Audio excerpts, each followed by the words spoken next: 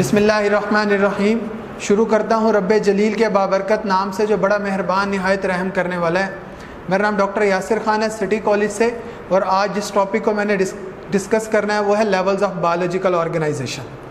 देखिए बेटा, कुछ लेवल्स हम पहले ही स्टडी कर चुके हैं कि लेवल्स ऑफ बायोलॉजिकल ऑर्गेनाइजेशन का सीक्वेंस आपको यहाँ पे प्रॉपर नज़र आ रहा है। हमने सब एटॉमिक और एटॉमिक लेवल से स्टार्ट किया, उसके बाद मॉलिक्यूलर लेवल, फिर ऑर्गेनेली एंड सेल लेवल। ये कुछ ऐसे लेवल्स हैं जिनको हम पहले ही स्टडी कर चुके हैं। ऑर्गेनेली एंड सेल लेवल के बाद जो नेक्स्ट लेवल है वो है टिश्यू लेवल। टिश्यू लेवल के बाद जो अगला लेवल है वो है organ and organ system level. उसके बाद इंडिविजुअल लेवल, फिर स्पीशी लेवल, फिर पॉपुलेशन, फिर कम्युनिटी, फिर इकोसिस्टम और फिर बायोस्फीयर।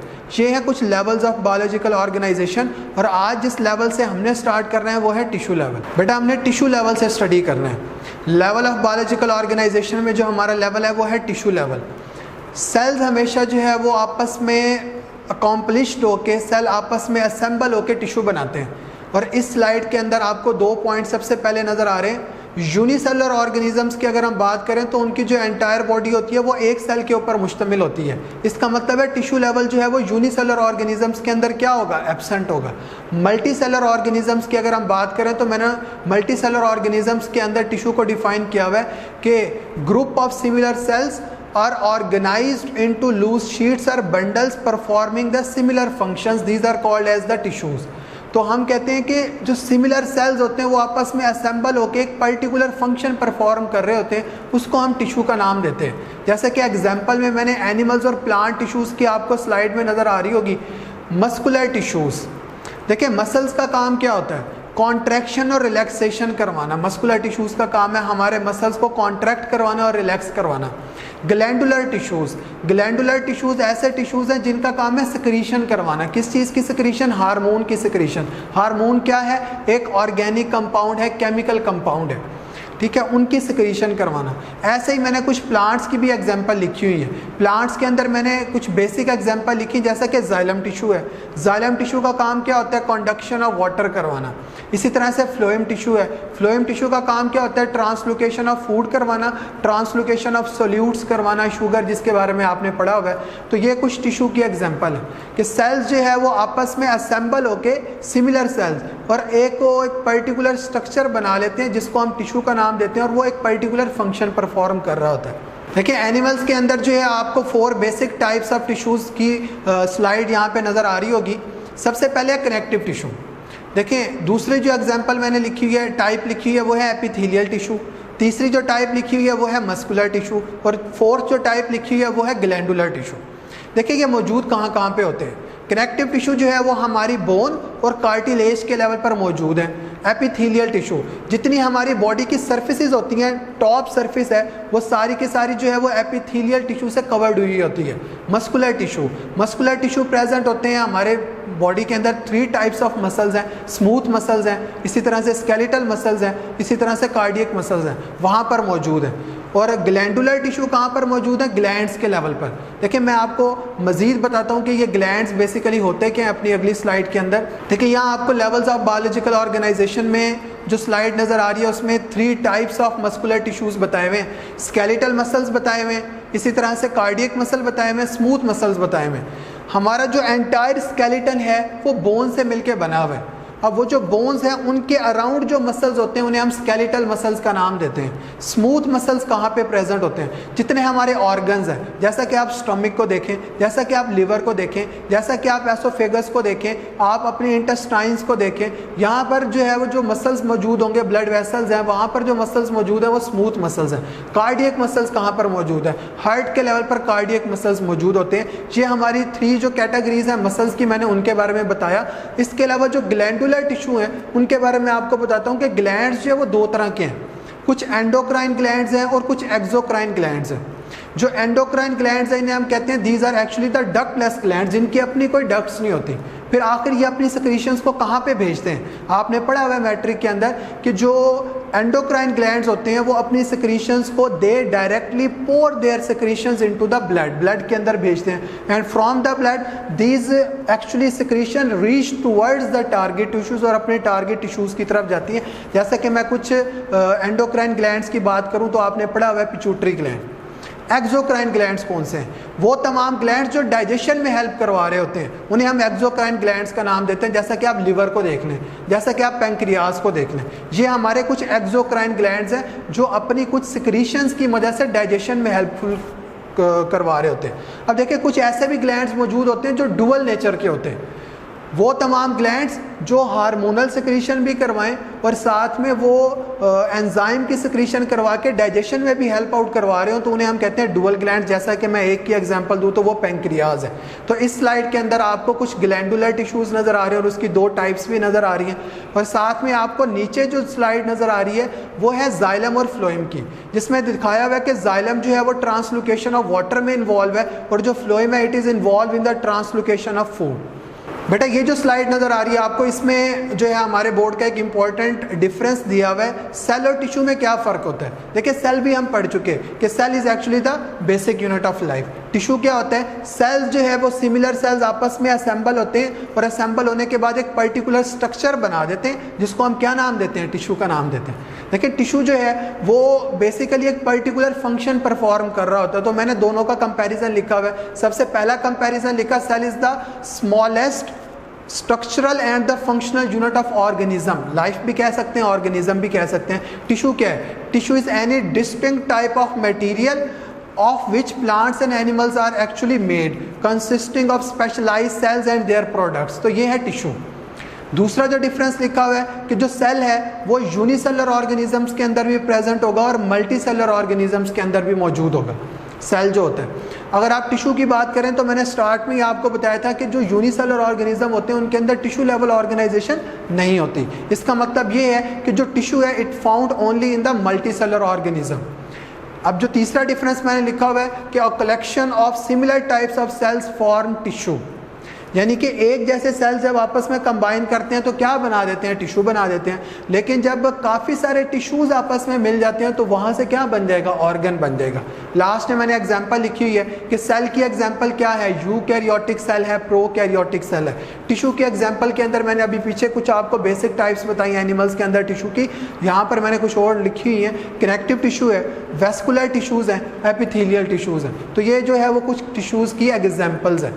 तो ये इस स्लाइड के अंदर आपको एक बेसिक डिफरेंस नज़र आया कि सेल और टिश्यू के अंदर डिफरेंस क्या होता है। बेटा हमने टिश्यू लेवल ऑर्गेनाइजेशन को पढ़ लिया। जो नेक्स्ट लेवल है ऑर्गेनाइजेशन का वो है ऑर्गन लेवल, कि ऑर्गन बेसिकली क्या होता है।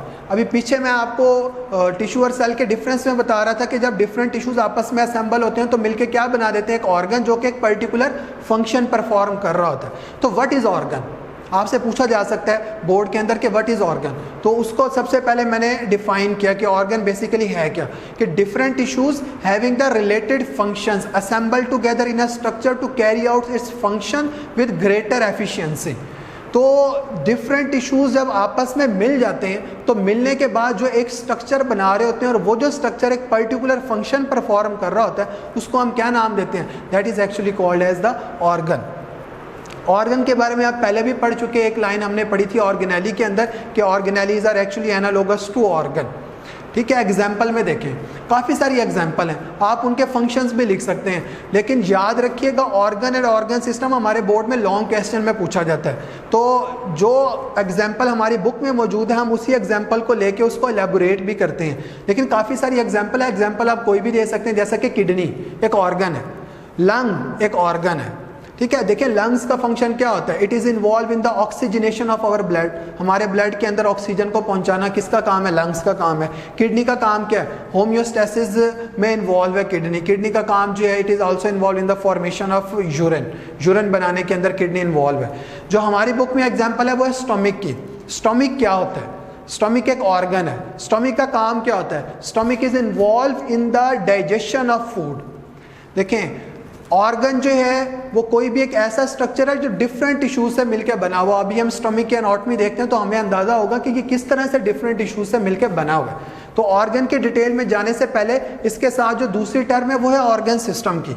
हम उसको भी देखते हैं, फिर हम इन दोनों की डिटेल देखेंगे कि ऑर्गन सिस्टम क्या होता है। देखिए, ऑर्गन मिलके एक ऐसा सिस्टम बना दे जो ऑर्गन्स के असेंबल होने से मिलके बना हो, तो हम कहेंगे कि ये एक ऑर्गन सिस्टम बन गया। इसको मैंने डिफाइन किया कि an organ system is a group of organs that work together as a biological system to perform one और मोर फंक्शंस।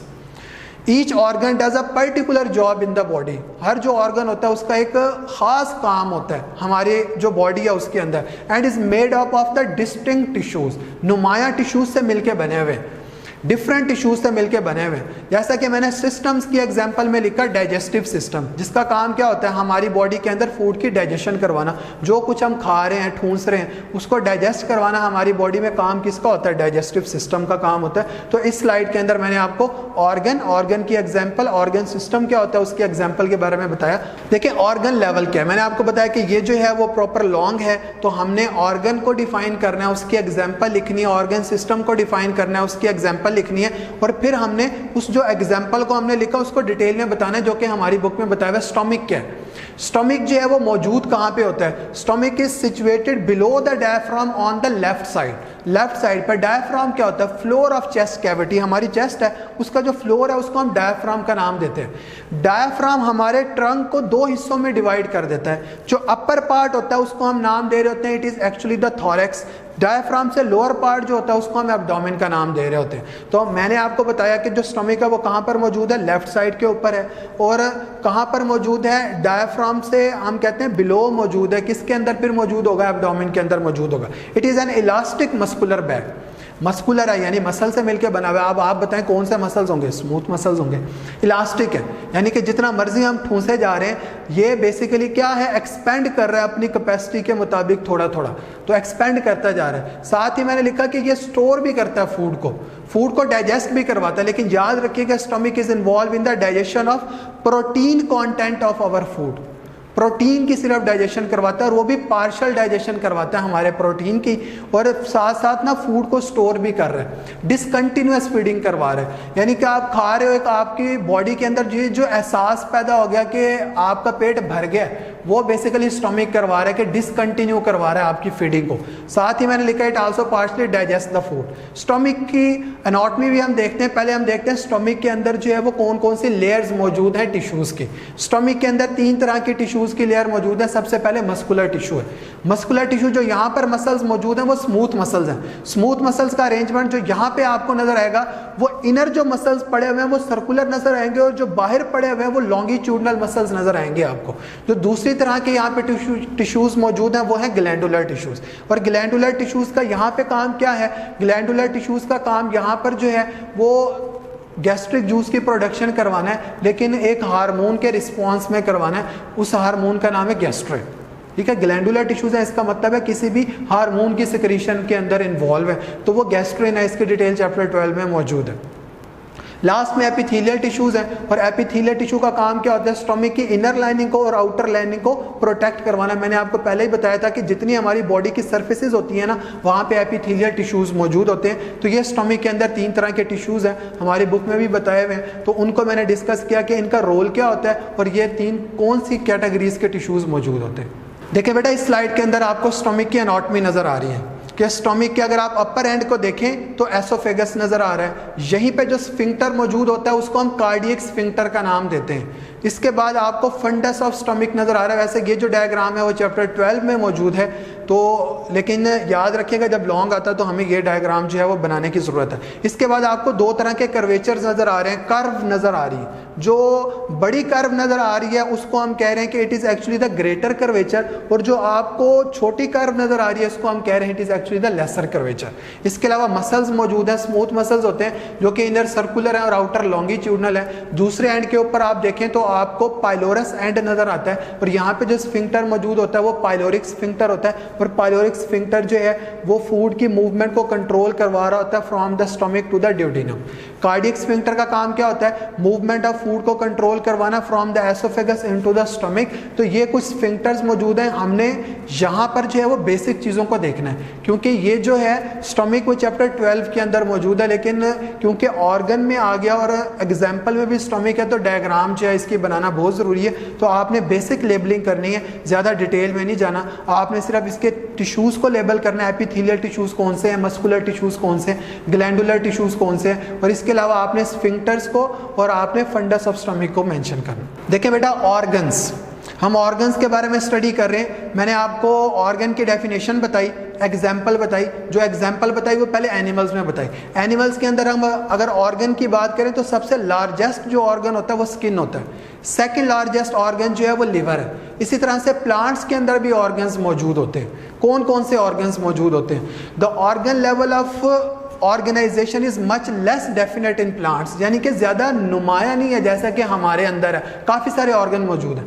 प्लांट्स के अंदर। कुछ बेसिक ऑर्गन्स हैं जैसा कि रूट्स हैं, जैसा कि स्टेम है, जैसा कि लीव्स हैं, जैसा कि कुछ रिप्रोडक्टिव स्ट्रक्चर्स भी हैं, और इन तमाम का मैंने रोल भी लिखा हुआ है कि रूट का काम क्या होता है। रूट का काम है प्लांट को एंकर करवा के रखना सॉइल के अंदर। जितनी रूट्स जो है वो ज़्यादा स्प्रेड हुई होंगी उतना प्लांट्स को ज़्यादा मिनरल्स भी मिल रहे होंगे और उतना प्लांट मजबूती से सॉइल के अंदर जो है वो एंकर भी हुआ होगा।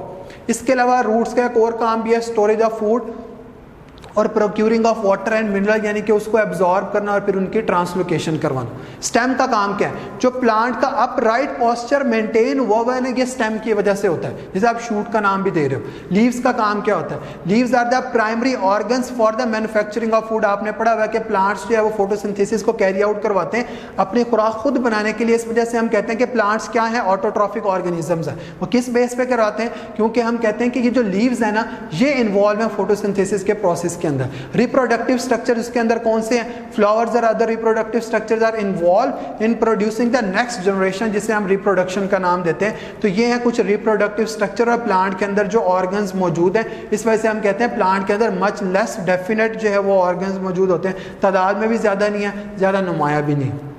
देखिए बेटा, इस स्लाइड के अंदर आपको प्लांट्स के अंदर जो ऑर्गन्स मौजूद है ना, उनकी लेबलिंग आपने जो है वो बेसिक लेबलिंग तक रहना है। जैसा कि आपको पता है कि जो जो हमने पढ़े उन्हीं को आपने यहाँ पे लेबल करना है। लीव्स को हमने पढ़ा, रूट्स को हमने पढ़ा, रूट्स आपको नजर आ रही हैं जो सॉइल के अंदर एंकर करवा रही हैं। लीव्स को हमने पढ़ा, साथ में स्टेम को हमने पढ़ा, फ्लावर्स को हमने पढ़ा। तो इन बेसिक लेबलिंग को आप डायग्राम से बता सकते हैं कि ये कुछ ऑर्गन्स हैं जो प्लांट्स के अंदर मौजूद होते हैं। देखिए बेटा, इस स्लाइड के अंदर ना आपको ऑर्गन सिस्टम की स्लाइड नज़र आ रही है, और ऑर्गन सिस्टम हमने देखना है। हम ऑर्गन सिस्टम के बारे में पढ़ चुके हैं कि ऑर्गन्स जो आपस में असेंबल हो रहे हैं और एक सिस्टम बना रहे हैं ऑर्गन्स का, जिसे हम ऑर्गन सिस्टम का नाम दे रहे हैं, जिसमें हर ऑर्गन जो है वो एक पर्टिकुलर फंक्शन परफॉर्म कर रहा है। इस स्लाइड के अंदर आपको ऑर्गन सिस्टम प्लांट्स में भी नजर आएंगे और एनिमल्स के अंदर भी नजर आएंगे कि क्या प्लांट्स के अंदर कोई ऑर्गन सिस्टम होते हैं, क्या एनिमल्स के अंदर कोई ऑर्गन सिस्टम होते हैं। तो उनकी एग्जाम्पल हमने देखनी है। अगर हम प्लांट्स के अंदर ऑर्गन सिस्टम की बात करते हैं तो हमेशा बताते हैं कि there is no specialised organ system in the plants. और अगर कोई सिस्टम मौजूद है तो वो दो तरह के सिस्टम है, एक रूट सिस्टम है और एक शूट सिस्टम है। इसके अलावा प्लांट के अंदर ना कोई डेफिनेट ऑर्गन सिस्टम मौजूद नहीं होता। यानी कि हम कह सकते हैं कि organ system is not as much complex in plants as compare to animals. जितना एनिमल्स के अंदर कॉम्प्लेक्स होता है उतना प्लांट्स के अंदर जो है वो कॉम्प्लेक्स नहीं होता। एनिमल्स की अगर हम बात करते हैं तो हम कहते हैं कि ये जो ऑर्गन सिस्टम है ये ज़्यादा कॉम्प्लेक्स होता है एज कंपेयर टू प्लांट्स। और यहाँ पर जो ऑर्गन्स मौजूद होते हैं ना, वो एक दूसरे को असिस्ट भी कर रहे होते हैं फंक्शंस के हवाले से। जैसा कि मैंने यहाँ पे दो एग्जांपल लिखी हुई है, यूरिनरी सिस्टम की, सर्कुलेटरी सिस्टम की। देखिए, सर्कुलेटरी सिस्टम किस किस चीज़ से मिलकर बना हुआ है, दोनों में से किसी एक को हम डिस्कस कर लेते हैं कि सर्कुलेटरी सिस्टम में क्या क्या चीज़ें मौजूद हैं। हमारे सर्कुलेटरी सिस्टम के अंदर सर्कुलेटिंग फ्लूइड मौजूद है, आप पढ़ चुके हैं, और उसको क्या नाम देते हैं? ब्लड का नाम देते हैं। इसी तरह से वेसल्स मौजूद हैं। उन वेसल्स में कौन कौन सी वेसल्स हैं? आर्टरीज हैं, वेन्स हैं और कैपिलरीज हैं। इसी तरह से आपके पास ब्लड है, सर्कुलेटिंग फ्लूइड, और साथ में तीसरा जो एक हमारे सर्कुलेटिंग सिस्टम का कंपोनेंट होता है वो क्या होता है? हार्ट होता है। और हार्ट का काम क्या होता है? Pumping of blood. इसी तरह से अगर आप यूरिनरी सिस्टम को देखें तो वहाँ पे आपको किडनी नज़र आ रहा है, यूरेटर नज़र आ रहा है, यूरिनरी ब्लैडर नज़र आ रहा है, यूरिथ्रा नज़र आ रहा है। तो ये कुछ वो पर्टिकुलर स्ट्रक्चर हैं जो मिलके हमारे यूरिनरी सिस्टम को बना रहे होते हैं। तो यूरिनरी सिस्टम है, सर्कुलेटरी सिस्टम है, ऐसे काफ़ी सारे सिस्टम है। बेटा ज़्यादा अप्रोप्रिएट है कि आप डाइजेस्टिव सिस्टम की एग्जांपल दें। और डाइजेस्टिव सिस्टम जो हमारी बुक में भी मेंशन है, डाइजेस्टिव सिस्टम के कंपोनेंट्स कौन कौन से होते हैं? ओरल कैविटी या माउथ है, फिर एसोफेगस है, फिर स्टोमिक है, स्टोमिक के बाद स्मॉल इंटेस्टाइन जिसमें ड्यूडीनम है, जेजूनम है, इलियम है, फिर लार्ज इंटेस्टाइन है जिसके अंदर सीकम है, कोलन है, रेक्टम है। ये कुछ हमारे डाइजेस्टिव सिस्टम के पार्ट्स हैं। तो ज़्यादा अप्रोप्रिएट है कि आप डाइजेस्टिव सिस्टम के एग्जाम्पल देके और उसके पार्ट्स लिखते हैं। तो ये है ऑर्गन सिस्टम क्या होता है हमारी बॉडी के अंदर और ऑर्गन क्या है। ऑर्गन एंड ऑर्गन सिस्टम जो है वो मोस्ट इंपॉर्टेंट लॉन्ग क्वेश्चन है आपके इससे पहले जो चैप्टर है जिसे हम डिस्कस कर रहे हैं। जो थर्ड लेक्चर है हमारा, यहाँ पर इसका इख्तिताम होता है। अब इस हवाले से जो हमने पढ़ा उसमें से कुछ क्वेश्चंस भी पूछ लेते हैं आपसे कि जो पढ़ा आपको क्या उसमें समझ भी आई है कि नहीं है। सबसे पहला और सबसे इम्पोर्टेंट क्वेश्चन जिसका आंसर जो है वो सबको देना है कमेंट सेक्शन में, वो ये है कि कटप्पा ने बाहुबली को क्यों मारा। इसके अलावा जो है हम अपने इस टॉपिक में से अगर क्वेश्चंस पूछें तो ये आपको स्लाइड नज़र आ रही है जिसमें आपको 8 MCQs नज़र आ रहे हैं। तो जो कुछ हमने पढ़ा वो उन्हीं से रिलेटेड है। आपने इन तमाम जो है MCQs को स्टडी करना है और ईमानदारी से जो है वो आपने कमेंट सेक्शन के अंदर आंसर करने हैं। ये आपका सेल्फ असेसमेंट है।